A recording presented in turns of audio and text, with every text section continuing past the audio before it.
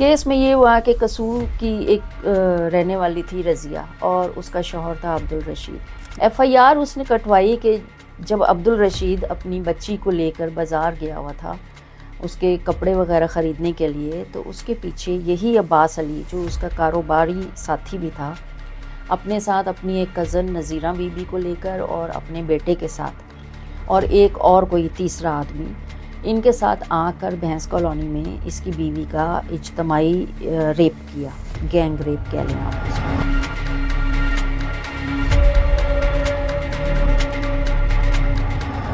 میرا ایک بڑا اچھا کیس ہے، میں 97 میں قائد آباد تھانے میں ہمارا پہلا وومن پولیس اسٹیشن قائم ہوا تھا جو کہ ڈسٹرکٹ ملیر کا تھا۔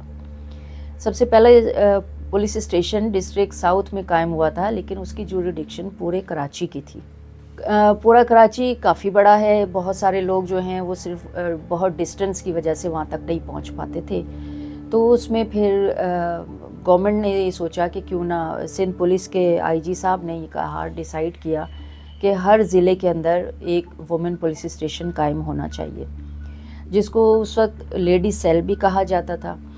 اس میں ہم ایف آئی آر خود نہیں کاٹتے تھے، ہمارے پاس ایف آئی آر کنسرن تھانے میں رجسٹرڈ ہو کر اور انویسٹیگیشن اگر وہ عورتوں کے خلاف کیس ہوتا تھا یا اس میں عورتیں انوالو ہوتی تھیں تو ہمارے پاس آتی تھی۔ میں اس کی پہلے انچارج تھی ڈسٹرکٹ ملیر کے سیل کی۔ تھانہ سکھن ہے ڈسٹرکٹ ملیر کا، وہاں پر ایک کیس رجسٹرڈ ہوا۔ پہلے میں آپ کو یہ بتاؤں گی کہ کیس رجسٹرڈ کیا ہوا اور اس کا بیک گراؤنڈ کیا تھا۔ کیس میں یہ ہوا کہ قصور کی ایک رہنے والی تھی رضیہ اور اس کا شوہر تھا عبدالرشید۔ پتوکی ایک علاقہ ہے اور ایک مرید کے، یہ اس علاقے کے رہنے والے تھے۔ وہاں سے یہ کراچی آ گئے، کراچی آ کر انہوں نے اپنا کوئی کاروبار شروع کیا۔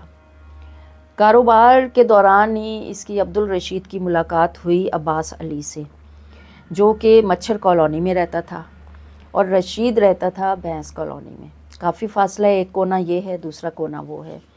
تب ان دونوں نے کوئی اپنا کاروبار اسٹیبلش کرنے کی سوچی کہ ہم ایک ہی علاقے کے ہیں، مرید کے اور پتوکی کے، تو چلو ہمارا اچھا کاروبار چلے گا۔ یوں کر کے عبدالرشید نے اس کے ساتھ دوستی کی عباس علی کے ساتھ۔ ایف آئی آر اس نے کٹوائی کہ جب عبدالرشید اپنی بچی کو لے کر بازار گیا ہوا تھا اس کے کپڑے وغیرہ خریدنے کے لیے، تو اس کے پیچھے یہی عباس علی جو اس کا کاروباری ساتھی بھی تھا، اپنے ساتھ اپنی ایک کزن نظیرہ بی بی کو لے کر اور اپنے بیٹے کے ساتھ اور ایک اور کوئی تیسرا آدمی ان کے ساتھ آ کر بھینس کالونی میں اس کی بیوی کا اجتماعی ریپ کیا، گینگ ریپ کہہ لیں آپ اس کو، اور اس کی جو ہے وہ اب تفتیش کی جائے۔ سکھن تھانے نے ایف آئی آر کاٹ کے اور اس میں عباس علی اور اس کے بیٹے کو اور اس نظیرہ بی بی کو تینوں کو گرفتار کر لیا، چوتھا بندہ نہیں ملا۔ گرفتار کر کے ان کا ریمانڈ لے کے اور یہ تفتیش ہمارے پاس ٹرانسفر ہو گئی، کیونکہ اس کے اندر ایک عورت کے ریپ کی کہانی تھی ساری۔ اس وقت نواز شریف صاحب کی حکومت تھی 97 میں، اور بہت زیادہ ایسے کیسز کے اوپر فوری ایکشن لیا جاتا تھا جہاں پہ خواتین کے ساتھ کوئی بھی زیادتی کا کیس سامنے آتا تھا۔ یہ جو ملزم رشید تھا، یہ ہر تھوڑے دنوں کے بعد ایک اپلیکیشن لگا دیتا تھا وزیر اعظم ہاؤس میں کہ جی میں نے میری بیوی کے ساتھ اتنی ناجائز ہوا ہے، اس کا گینگ ریپ ہوا ہے اور اس کو پولیس جو ہے وہ کوئی کارروائی نہیں کر رہی، حالانکہ ملزم تینوں گرفتار ہو گئے تھے اور جیل بھی چلے گئے تھے۔ اس ایف آئی آر کے پیچھے یہ تھا کہ جو عبدالرشید تھا اور عباس علی، ان دونوں نے کیونکہ ایک ہی علاقے سے ان کا تعلق تھا تو یہ اپنا کاروبار شروع کرنے چاہتے تھے۔ پہلے انہوں نے کچھ کام شروع کیا لیکن اس پہ ان کی بات نہیں بنی۔ پھر اس نے رشید نے کہا، یہ میں پہلے وہ کنٹینٹس آپ کو بتا رہی ہوں جو کہ ایف آئی آر کے اندر درج کرائے گئے، کہ عباس علی نے اس کو کہا رشید کو کہ تم ایسا کرو، اتنی دور تم کیوں رہتے ہو بھینس کالونی میں، تم یہاں مچھر کالونی آ جاؤ اور یہاں پر میں تمہیں کشتیوں پر لگا دیتا ہوں، ہم جا کے مچھلی پکڑا کریں گے اور اس سے پیسے کمائیں گے۔ اور اس کو ایک دن کشتی میں سوار کرنے کے لیے عبدالرشید کو اپنے پاس بلایا۔ رشید کو کشتی میں سوار کروانے کے بعد عباس علی خود نہیں گیا اس کے ساتھ، اور 6-7 دن کے بعد جب رشید واپس آیا تو اسے پتہ چلا کہ عباس علی نے عبدالرشید کی بیوی رضیہ کو اپنے گھر میں 6-7 دن رکھا اور اسے اس کے اوپر بری نظر رکھتا تھا اور اس کو مجبور کر رہا تھا کہ وہ رشید سے طلاق لے کر اور عباس علی سے شادی کر لے۔ عباس علی کی عمر اس وقت 60 سال تھی اور رشید اور رضیہ دونوں جوان تھے۔ عباس کا بیٹا بھی جوان تھا اور عباس جو ہے پانی بھرنے کا کام کرتا تھا مچھر کالونی میں۔ بہرحال رشید کو غصہ آیا اور وہ اپنی بیوی کو اپنے گھر لے کر آیا اور عباس نے رشید کی بیوی کو منع کر دیا کہ تم اس بات کا ذکر اپنے شوہر سے مت کرنا۔ کچھ دن گزر گئے، اس کے بعد عباس نے کہا کہ ایسا کرتے ہیں کہ ہم لاہور چلتے ہیں اور وہاں سے ہم کوئی اور کاروبار شروع کرتے ہیں۔ رشید اور عباس جو ہیں لاہور چلے گئے۔ وہاں داتا صاحب کے دربار پر رشید نے کوئی 86,000 روپے اس کو رشید سے لیے کہ ہم یہ کاروبار میں لگائیں گے، اور اس کے بعد وہ پیسے اپنی جیب میں رکھ لیے، کپڑوں کی جیب میں۔ کچھ دیر کے بعد اس نے کہا کہ یہاں رش میں اس کی جیب کٹ گئی ہے اور وہ سارے پیسے اس سے گم ہو گئے، چلے گئے، چھن گئے، چوری ہو گئے۔ اس بات کو لے کے رشید کو بہت افسوس تھا اور وہ تقاضا کر رہا تھا اپنے پیسوں کا۔ پھر عباس نے اس کو یہ کہا کہ ایسا کرتا ہوں کہ میں تمہارے پیسے تو نہیں دے سکتا، تو تم یوں کرو کہ تم مچھر کالونی آ جاؤ اور وہاں پہ ہم پانی کا کام شروع کریں گے۔ پانی کا ٹینکر آتا ہے 5 لاکھ روپے کا، ہم وہ خرید لیتے ہیں اور اس سے ہم جب گھر گھر سپلائی کریں گے تو اس سے میں تمہارے پیسے ریکور کر کے تمہیں دے دوں گا۔ رشید نے کہا کہ اچھا ٹھیک ہے۔ پھر یہ فروری کا مہینہ تھا۔ رشید جو ہے اپنی بیٹی کے ساتھ شاپنگ کرنے کے لیے گیا، اس کو عید کے کپڑے وغیرہ دلانے کے لیے قائد آباد لے کر گیا۔ پیچھے جب وہ آیا 2 گھنٹے کے بعد اپنے گھر آیا تو اس نے دیکھا کہ اس کی بیوی خون میں لت پت پڑی ہوئی ہے اور اس کے ہاتھ پیر بندھے ہوئے تھے اور اس کو چھریوں کے وار سے کسی نے زخمی کیا ہوا تھا۔ اس نے اپنی بیوی کو دیکھا جو کہ بے ہوش حالت میں پڑی ہوئی تھی، اس کو ہوش میں لے کر آیا۔ پھر اس کی بیوی نے بتایا کہ عباس علی، اس کا جوان بیٹا اور اس کی پھپھی، یہ لوگ اس کے گھر آئے تھے ایک اور نامعلوم آدمی کے ساتھ، اور انہوں نے مل کر اس کا ریپ کیا، اس کو رسیوں سے باندھا اور پھر اس کو مجبور کیا کہ تم ہمارے ساتھ چلو ورنہ ہم تمہیں مار دیں گے۔ جب رضیہ نے جانے سے انکار کیا تو عباس علی اور اس کے ساتھیوں نے مل کے رضیہ کے اوپر چھریوں سے وار کیے، اور جب وہ یہ سمجھے کہ رضیہ اب شاید مر گئی ہے تو وہ وہاں سے چلے گئے۔ رشید نے یہ سکھن پولیس میں رابطہ کیا اور FIR کٹوائی اور پولیس نے فوری طور پہ ان سب کو گرفتار کر لیا۔ گرفتار کرنے کے بعد یہ کیس ہمارے پاس آ گیا وومن پولیس اسٹیشن میں۔ ہم نے اس کو تھورلی چیک کیا، پہلے مدعی کا بیان لیا، اس کی بیوی کا بیان لیا، اس کی بچی کو دیکھا، پھر میں یہ کیس میں نے خود انویسٹیگیٹ کیا تھا۔ پھر میں اس کے عبدالرشید کے گھر بھینس کالونی میں وہاں پر گئی، جس کو ہم معائنہ موقع کہتے ہیں، ہم نے وہ کیا، ساری چیزوں کو اچھی طرح سے ایگزامن کیا، کیس اپنا آگے بڑھایا۔ جب میں نے ملزمان سے بات کی، ان سے پوچھا تو انہوں نے ٹوٹل ڈینائی کر دیا۔ انہوں نے کہا کہ ایسا کچھ بھی نہیں ہوا، نہ ہم ملزم کے گھر گئے، نہ ہمارا کوئی 80 یا 86 ہزار کا کوئی جھگڑا بھی نہیں تھا۔ یہ عبدالرشید نے ہمارے اوپر جھوٹا الزام لگایا ہے۔ کاروبار کی بات ضرور ہوئی تھی لیکن پیسوں کا کوئی نہیں تھا بیچ میں۔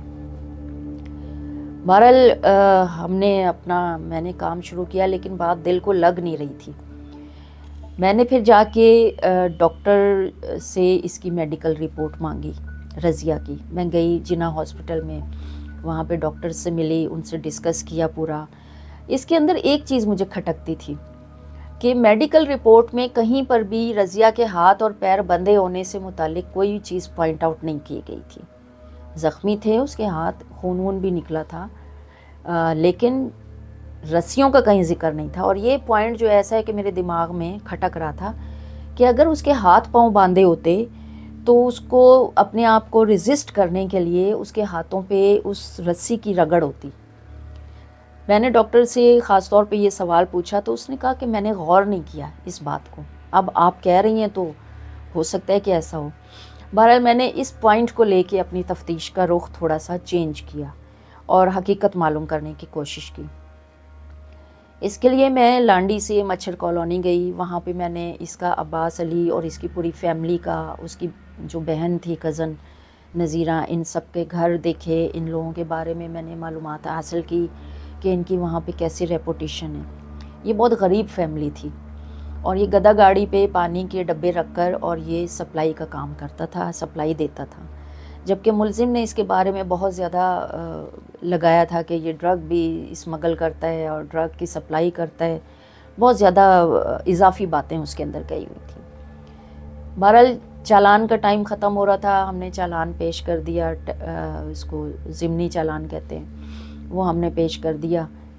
وقت گزرتا گیا، پھر میں اس کے ملزم جو کمپلیننٹ ہے، میں اس کے گھر بھی گئی، بہت دفعہ گئی اس کے گھر کو بار بار جا کر دیکھتی تھی۔ اس کے محلے میں نے کافی ساری باتیں معلوم کرنے کی کوشش کی کہ اس کی ریپوٹیشن کیسی تھی، واقعی وہاں پہ کوئی ایسا اگر کسی کے ساتھ کوئی ریپ کرے گا، اس کو چھریوں سے وار کرے گا تو لازمی شور مچے گا، گھر کے اندر بھی افراتفری پھیلی ہوئی ہوگی، کوئی تو محلے والا آیا ہوگا، کیونکہ جس ایریے میں یہ لوگ رہتے تھے وہ ایسے کوئی بہت بڑے پوش علاقہ نہیں تھا، وہاں تو دیوار سے دیوار ملی ہوتی ہے، چھوٹے چھوٹے کمروں کے چھوٹے چھوٹے گھر ہوتے ہیں، تو ایسے میں اگر کوئی کسی کو زخمی کرے گا یا تو وہ عورت نے کچھ تو شور مچایا ہوگا، لیکن اس طرح کی کوئی بھی چیز ہمیں نہیں ملی، تو جس سے مجھے شک ہوتا تھا کہ اس میں کچھ گڑبڑ ہے۔ میں نے اس کو رشید کو کہا کہ آپ اپنے کوئی گواہ پیش کریں، کوئی کسی نے ان تینوں چاروں ملزمان کو اس کے گھر کے اندر آتے دیکھا ہو یا وہاں سے جاتے ہوئے دیکھا ہو واردات کرنے کے بعد، لیکن وہ ایسا بھی کچھ نہیں، میاں بیوی کچھ بھی نہیں ایسا پیش کر سکے۔ پھر میں نے رشید سے کہا کہ تم مجھے اس مارکیٹ میں لے کے جاؤ جہاں تم بچی کو شاپنگ کرانے کے لیے لے کے گئے تھے۔ قائد آباد پل ہے، اس کے نیچے ایک مارکیٹ ہے، پوری سستی مارکیٹ ہے۔ میں رشید کے ساتھ اس مارکیٹ میں بھی گئی، میں نے کہا مجھے وہ دکانیں دکھاؤ جہاں سے تم نے اس کے لیے، بچی کے لیے فراک خریدی ہے، جوتے خریدے ہیں، اگر خریدے ہیں تو کہاں ہیں وہ مجھے دکھاؤ۔ لیکن وہ فیل ہو گیا، اس نے وہاں جا کے کہا جی پتہ نہیں یہ دکان تھی، پتہ نہیں وہ دکان تھی، تو مجھے وہ دکانیں بھی نہیں دکھا سکا، تو اس سے مجھے اور شک ہو گیا کہ یہ گڑبڑ ہے اس کیس کے اندر۔ بہرحال میں اپنی رپورٹ بنا رہی تھی، اس کے اوپر اپنی تفتیش کر رہی تھی، اس طرح 5-6 مہینے گزر گئے۔ 6 مہینے کے بعد عبدالرشید جو ہے قتل کے کیس میں گرفتار ہوا، قائد آباد پولیس نے اس کو گرفتار کیا۔ جب وہ اس کی تفتیش ہو رہی تھی تو مجھے بھی پتہ چلا، میں بھی جا کے وہاں پہ بیٹھ گئی، تب پتہ چلا کہ اس نے جو ہے اس نے اس بات کو قبولا، جو میرے شکوک تھے، جن باتوں پہ میں انویسٹیگیٹ کر رہی تھی، وہ چیز میں نے اس سے وہاں پہ دوبارہ پوچھی اور میں نے کہا تم کچھ بھی اسٹیبلش نہیں کر سکے تھے، تم اب بتاؤ کہ کیا ہے۔ اچھا ہوتا یہ تھا کہ ہم وہاں پہ ایک اس طرح سے ہم نے کیا ہوا تھا کہ جس کمرے میں ہم انٹیروگیشن کرتے تھے اس میں ہم نے ایک دروازہ ایسا بنایا ہوتا تھا جس کے اندر ہم نے شیشہ لگایا ہوتا تھا اور شیشے کے پیچھے کیمرہ ہوتا تھا، تو جس سے انویسٹیگیٹ کر رہے ہوتے تھے اسے پتہ نہیں ہوتا تھا کہ وہ سارا کیمرے میں ریکارڈ ہو رہا ہے۔ جب میں یہ سوال پوچھ رہی تھی تو یہاں پہ وہ گڑبڑا گیا اور وہ صحیح مجھے نہیں بتا سکا۔ پھر اس نے ایکسیپٹ کیا کہ ہاں اس نے عباس کے خلاف جو ہے جھوٹی FIR کٹوائی تھی، صرف اپنا اس جھگڑے کو، ان کا جو ایک جھگڑا ہوا تھا اس کا بدلہ لینے کے لیے۔ اب بہرحال وہ چیز اسٹیبلش ہو گئی، آلریڈی میرا کیس تو پہلے سے ہی تھا کہ ثابت ہی نہیں ہو رہا تھا۔ میں نے پھر اپنی رپورٹ بنائی اور اس میں کورٹ میں پیش کیا چالان، اور اس میں نے اس کو عباس علی اور اس کے بیٹے اور اس نذیرہ کو، تینوں کو بے قصور بتایا، اسٹیبلش کیا، اور پھر وہ تینوں بری ہو گئے اس کیس سے۔ 6 مہینے کے بعد وہ جیل میں رہے۔ اس نے بھی ایکسیپٹ کر لیا تھا کیونکہ قتل کے کیس کے اندر عبدالرشید شامل تھا، تو اس نے اپنا وہ گناہ بھی قبول کر لیا تھا جو کہ بعد میں اسٹیبلش بھی ہو گیا۔ اس میں ایک چیز جو تھی خاص وہ یہ کہ جب میں اس کیس کی انویسٹیگیشن کر رہی تھی تو میرے دل کو یہ ہوتا تھا، دونوں باپ بیٹوں کو ہم الگ بھی بٹھا دیتے تھے کہ یہ آپس میں کوئی بھی بات چیت کریں تو شاید ہمیں کوئی ایسی چیز مل جائے، تو ہر جگہ پہ مجھے یہی ثابت ہوتا تھا کہ یہ جھوٹا کیس ان کے اوپر آیا ہے۔ اور جب آپ یقین کریں کہ جب میں نے یہ ان کو بری ہوئے ہیں اور ان کو ہم نے آرڈر دیے ہیں اور کورٹ نے آرڈر ایشو کیا ہے ان کے بری ہونے کا، تو جس طرح سے وہ باپ بیٹا پھوٹ پھوٹ کر روئے تھے کہ اگر آپ تھیں تو آپ نے ہماری بات کو سنا اور سمجھا اور اچھی ایک فیئر انویسٹیگیشن کی، ورنہ عموماً لوگ اتنا ڈیپ نہیں جاتے. لیکن اس کیس میں نے بہت ٹائم لگایا. میں ہر اس جگہ گئی جہاں کی پوائنٹیشن ملزم نے کی یا جہاں کی مدعی نے کی، اور اللہ کا شکر ہے کہ اس میں نے ان لوگوں کو انصاف دلایا. اور یہ چیز اور سامنے آئی کہ انسان اب کتنا نیچے گر جاتا ہے صرف اپنے ایک مقصد کو حاصل کرنے کے لیے. اور اس آدمی یہ عبدالرشید نے اپنی بیوی کے ساتھ پورا پلان کیا. پلان کے تحت وہ اپنے گھر سے 2 گھنٹے کے لیے باہر گیا اور ان کو دھوکے سے اپنے گھر بلایا. گھر بلا کے پھر یہ غائب ہو گیا. 2 گھنٹے بعد آیا اور خود ہی بیوی کو رسیوں سے باندھا. اس نے رسیوں سے باندھ کے خود ہی اس کو چاقو واقو مار کے زخمی کیا تاکہ وہ زخمی نظر آئے، اور پھر ان کے اوپر الزام لگا دیا اور پولیس کو بلا کے اور FIR کٹوا دی. اور اس میں اس کی بیوی کا بھی آپ رول دیکھیں کہ بجائے وہ ایک ریزسٹ کرتی اپنے شوہر کی اس بات کو کہ ایک اجتماعی زیادتی کا کیس اس کے اوپر بننے جا رہا ہے، گینگ ریپ کا کیس بن رہا ہے اس کے اوپر، اور وہ اپنے آپ کو پیش کر رہی ہے اس میں ایز اے کیریکٹر کہ ٹھیک ہے، اور کیا ہے صرف کچھ روپوں کے لیے، کچھ ہزار روپوں کے لیے. اس میں جو یہ مدعی تھا یہ بہت ہوشیار تھا. جو اپنی بیوی کو استعمال کر سکتا ہے گینگ ریپ کے لیے تو وہ کیا کچھ نہیں کر سکتا. اس نے ہمارے خلاف بہت درخواستیں بھی دیں پولیس کے کہ جی پولیس کام نہیں کر رہی. اس میں ایک سب انسپیکٹر تھا، اس کو بھی اس نے معطل کروایا کہ جی یہ صحیح انویسٹیگیشن نہیں کر رہا. ہمارے خلاف بھی بڑی ہر ایک آدھ ہفتے کے بعد یہ جو ہے نا اس میں PM پورٹل پہ ایک کمپلین لگا دیتا تھا کہ جی پولیس میرے سے تعاون نہیں کر رہی.